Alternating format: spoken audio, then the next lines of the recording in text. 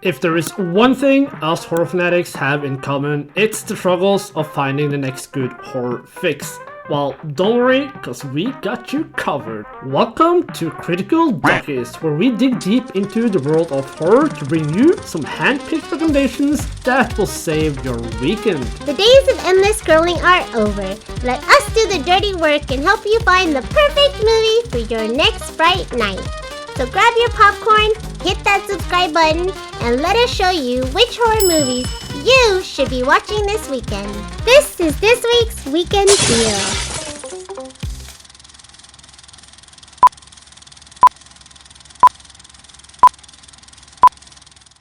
A man is turned into a walrus by a crazy old man who wants to relive his past. Oh, you're still here? Wow. Okay, yeah. No, yeah.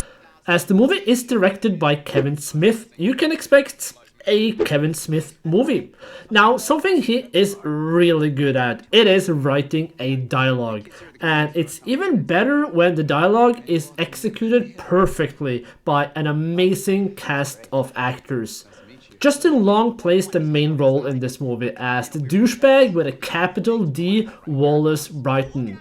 He runs a podcast with his co-star and friend, played by Haley Joel Osment, where they basically ridicule and make fun of people who have gone viral in some way or another. Wallace is traveling to Canada to interview a viral star called the Kill Bill Kid, who accidentally sliced off his own leg with a katana, and it is clear that inspiration is from the old famous Star Wars kid. What a legend! As he arrives at Kill Bill Kid's house, he discovers that the kid has committed suicide, and Wallace is left utterly crushed. Not crushed because the kid committed suicide, but because he came all this way for nothing. Wallace is a character you are supposed to hate, and Justin Long plays this role so well. I would argue, and this might sound silly knowing the premise of the movie, but this might be one of Justin Long's best performances ever. And I'm not talking about the douchebag part, but about the events to come as he is put in a situation he can't escape. I won't go further into details about the story, but I will point out how the story itself takes an emotional toll on you. As I said, Wallace is a character you're supposed to hate, and you do. You want him to face his karma and get served some justice, but when it happens, you're like, okay, yeah, no, that's maybe a bit too much. Then the movie keeps jumping back in time where you learn a little more about Wallace's backstory, and you're like, yeah, okay, no, he deserves it. But then at a point you're like, okay, now I'm starting to feel bad for him. We jump back in time to learn some more, and you're like, okay, fuck this guy. And it keeps going back and forth, and it's such a good way of telling a story and keeping you invested, which just shows how genius Kevin Smith is as a director and a writer.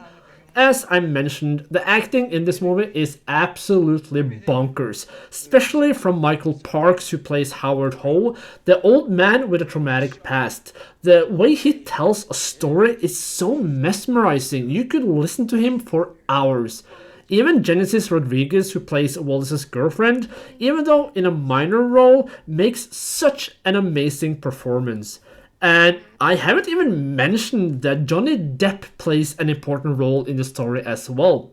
But enough said, if you love a slightly absurd body horror-esque horror movie with comedy elements, outstanding acting, and great writing, then Tusk is the movie for you. Whoa, so it's like a walrus spine? No, it's more like a walrus cock. Shut up. I'm a dirty boy, aren't I?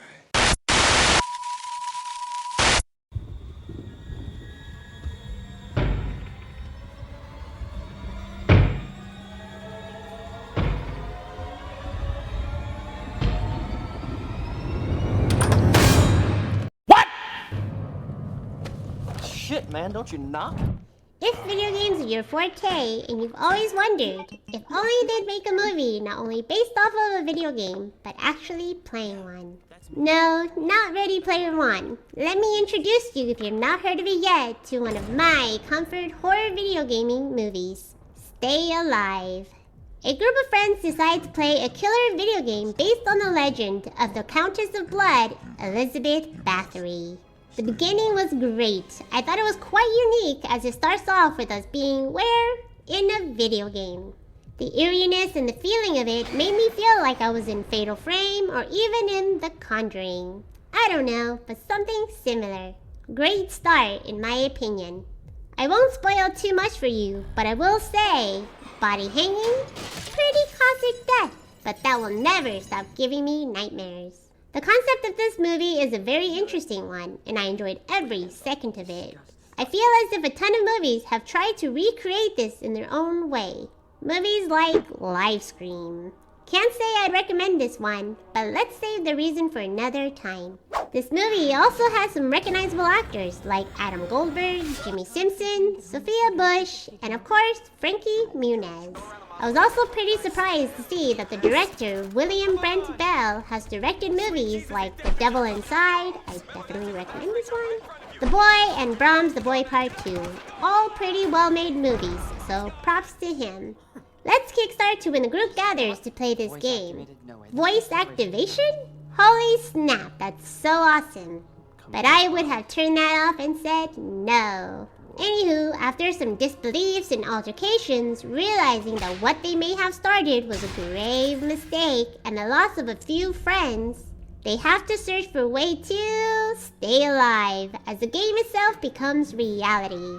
The switch back and forth from reality versus a horror game made the movie so incredibly creepy and pretty damn cool if you ask me. To the mention of a vibrating controller when evil was nearby and the well-executed tension. I'm hopeful that this inspires others to make more movies with this same idea. So, ask yourselves, what are your thoughts on perception of reality? What would you do if your life was placed on the line through a horror video game? Oh, shit. Bitch, that's cheating! I'm not dead yet! There you have it, another horror weekend saved. Don't forget to like and subscribe and hit that notification button to be notified of our weekly weekend recommendations.